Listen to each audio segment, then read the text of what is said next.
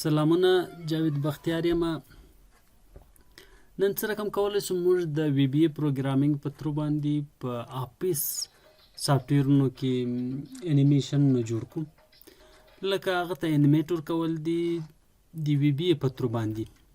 موږ دا کار ورډ، اکسل، اکسس، پاور پوینټ ټولو کې کولی شو، سیم میتھډ کارولی شو، یعنې سیم کوډینګ کولی شو. بس هغه به موږ ته انیمیټ کوي.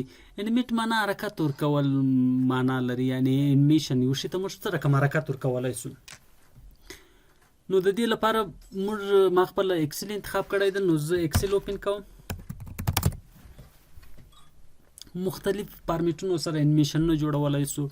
ډېر وخت موږ چې حرکتونه ډېر وخت ورکوو، نو موږ ایکس وای محورونو باندې حرکتونه ورکوو، یا مثال هغه ته رایټ لیفټ یا ټاپ بوټم حرکتونه ورکولی شو. ویت هیت کې انیمیشن راوستل دي. نو د دې لپاره زه یو شیپ جوړوم او هغه ته 3D فارمیټ ورکوم یا جوړښت ورکوم. 3D فارمیټ کې دا شرط ده چې هر اوبجیکټ چې 3D فارمیټ ولري هغه باید د ایکس وای زید محور ولري، ځکه زید محور حتمي خبره ده د 3D فارمیټ لپاره. نو د دې لپاره د شیپ لپاره به زه دا سلیکټ کړم، رابسم دلته او بیا به راسم دې ځای نه به یو شیپ واخلم. فار اګزامپل کوم شیپ اخلم؟ دا شیپ واخلم. کله چې مې دا واخیسته د دې آوټلاین به څه وکړم؟ نو به کوم او دې ته به یو کلر سلیکټ کړم، مثال دا، او د دې بیویل یا 3D ډیزاین ته به راسم او 3D آپشن ته به یې راسم او دې کې به واخلم مثال 40 او دا هم 40. دا یو شیپ ده. د دې شیپ ته به نوم چینج کړم. مثال څه ورته وایي؟ زه ورته وایم هیلټ. دا مې واخیسته، دې ته مې نیم چینج کړو تر څو پورې بیا دلته وی بی کې استفاده ترېنه وکړم. او د دې شیټ نوم چې ده شیټ 1 ده. زه ورته وایم په شیټ 1 کې چې هرټ په نامه باندې کوم شیپ ده، نو هغه ته روټیشن ورکوم، خو زه د ایکس په محور روټیشن ورکوم. نو دې ته به روټیشن څه رقم ورکوم؟ الټ اف 11 وهم او دلته راځم نوی موجود اخلم د وی بی ای لپاره او دلته راځم پبلیک سب دی انیمیټر او دلته دوه ویریبلونه اخلم چې په یو کې شیپ رن ټایم کې واچوم او بل کې بیا شیټ. نو دلته راځم دایم اس ایچ از شیپ، دایم اس ایچ ټی از ورک شیټ. سیټ که اس ایچ ټی مساوي کله چیټ سره دیس ورک بوک ډاټ شیټس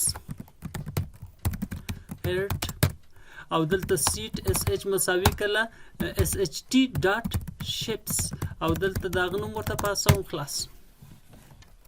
او بیا دلته اخلم ایکس او دلته وی بی ای ډاټ ډو ایونټ اخلم تر څو پورې پروسس لاک نشي.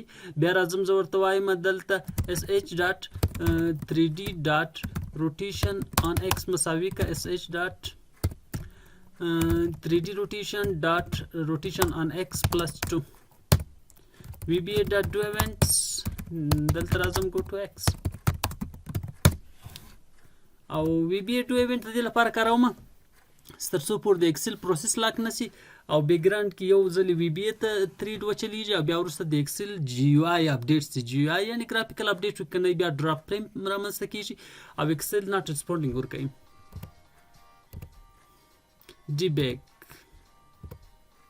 شیټ سي ده، شیټ 1 در سره دا یم شیټ 1 دا یم سټاپ ان دن 3D روټیشن بالکل زیات هم ورته اخیستی 3D ډیزاین. زه دې ته راځم، دې کې دا چې کوم چې په دې کې مې ایرر په کوم چې کې اخیستی ده دا 400 ده، دا به یو نه صفر ایسته کم خلاص. دا و 3D روټیشن ورکول.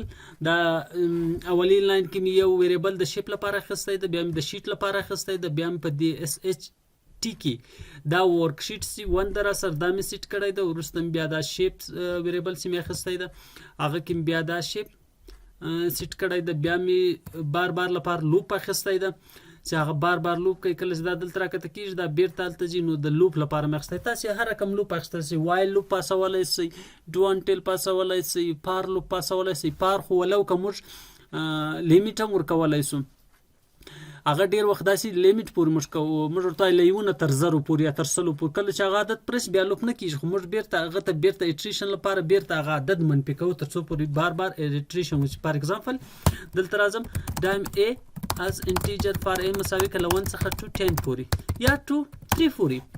او دلته چې کله رالم نو په دې کې به څه ورته a مساوي کړه a ماینس 1 سره انکریمنټ مې ورته ورکړو بیا نیکسټ a سیم طریقه دا هم